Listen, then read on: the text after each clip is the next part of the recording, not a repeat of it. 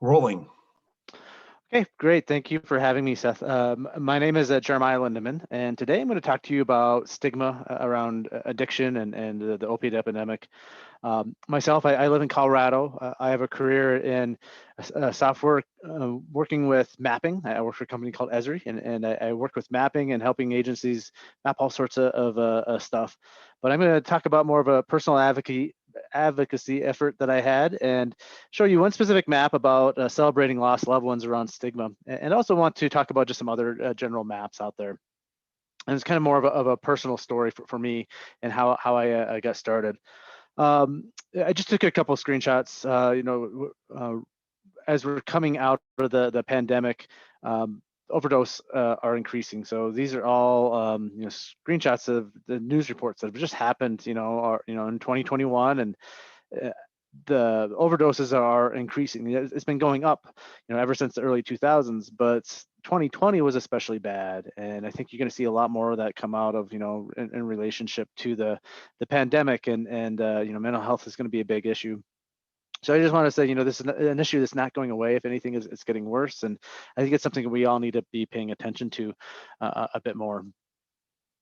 Um, what I'm going to do is I'm going to start off and I'm going to show one website, and I'm going to take some time just talking about this website.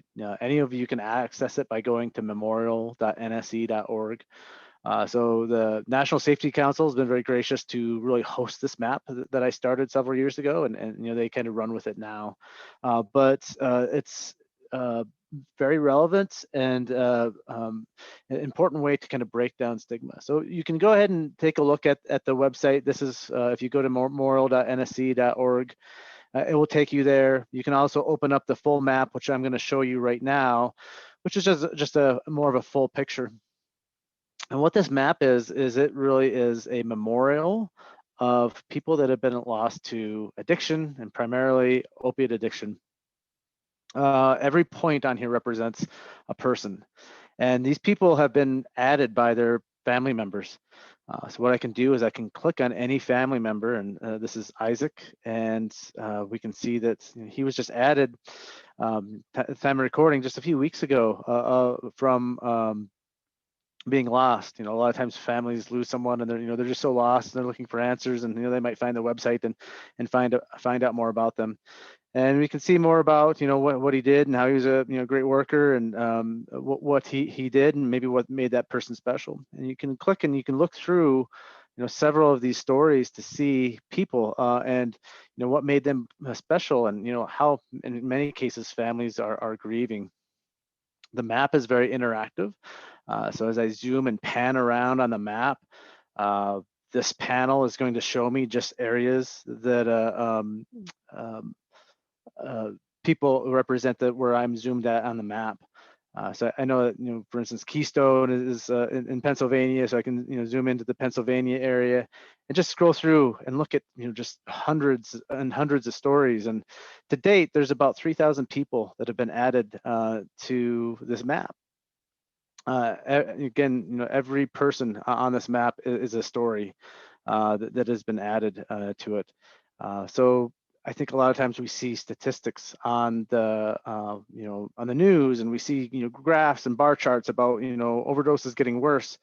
But what that really means is that there's actually great people behind this. Each data point, there's whole families that are being impacted behind this. I just talked with Amber's uncle before, and he's doing more advocacy work in her honor too, in the Pittsburgh area. So again, about 3,000 people that have been added. If I go back up here to the main splash page, there's a form where families can fill out. You also see that from the main National Safety Council page, where you just basically fill out a quick form, and it will be reviewed by the National Safety Council and then approved. So then they'll be added to the map. So the whole idea and the intention behind this map is to showcase that there's really people, that there's more than just the numbers that you're seeing out there.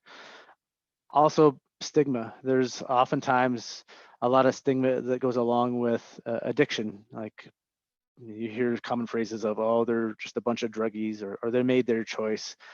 But in reality, it's much more complicated than that. And a lot of these stories, people have, some painful stories behind these as well, and how they got caught up with addiction.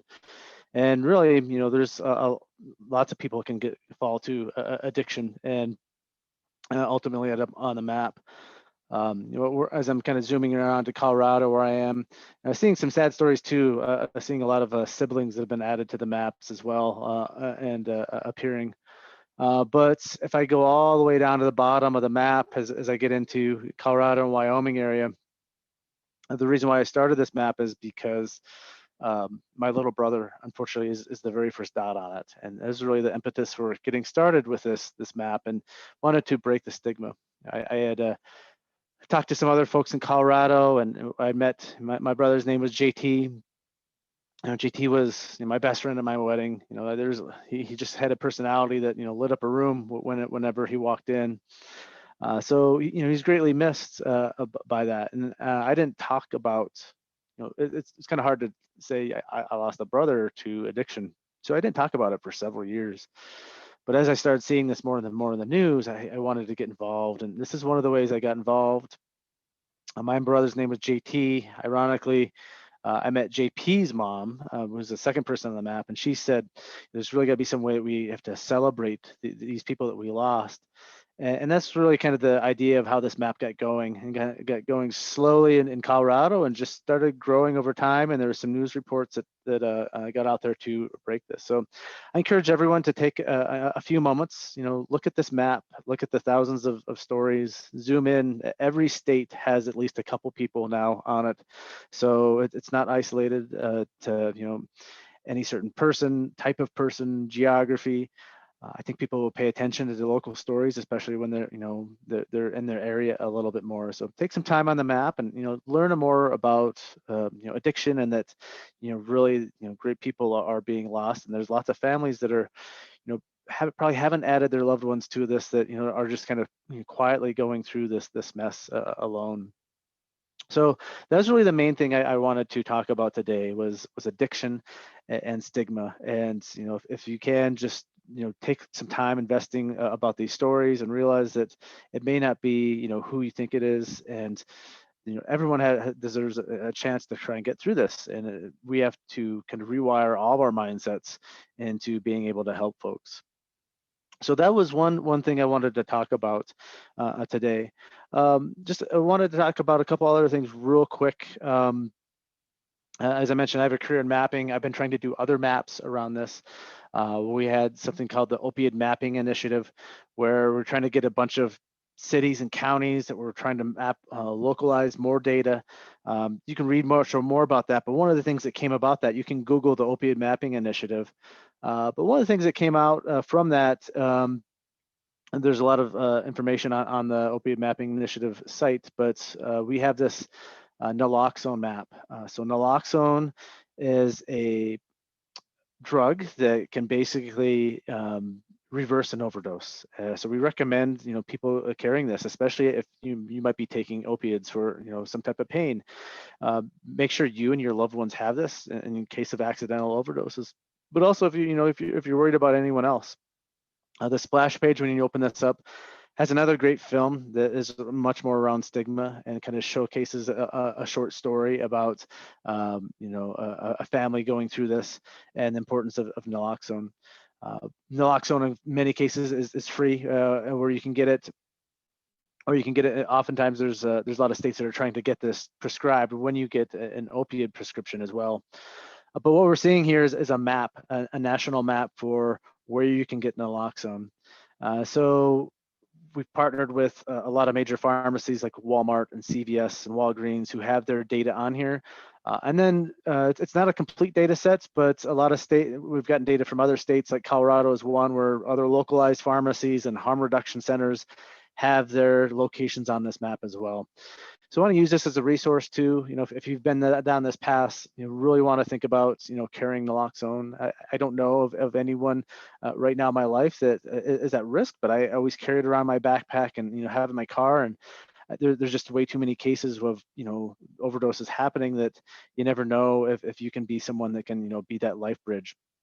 like we saw in that last map, I think all those families that added someone, wish that those people had another chance. So those are stories out there. Again, there's all I can talk about mapping for days for this, but just I like to be current with data. One of the things that just came out this week is from the Federal Office of the Inspector General is a newer map that talks about treatment, and treatment does work. There's a lot of cases where people have been in addiction, and I'm really glad to see these stories coming out.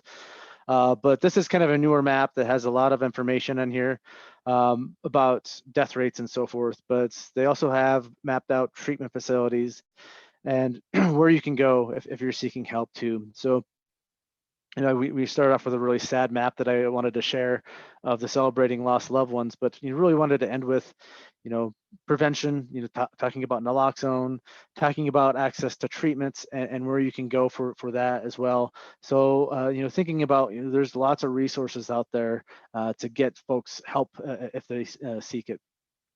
So that's about it for me. Thank you again for letting me take some time just to speak to these. I encourage you to share any of these links. Don't share as much as I used to, but there is a Facebook page where we share some of the stories of the lost loved ones, and also a Twitter handle. If you reach out to me on those locations, I'd be more than happy to talk more and share any other resources. So thanks again for having me, Seth.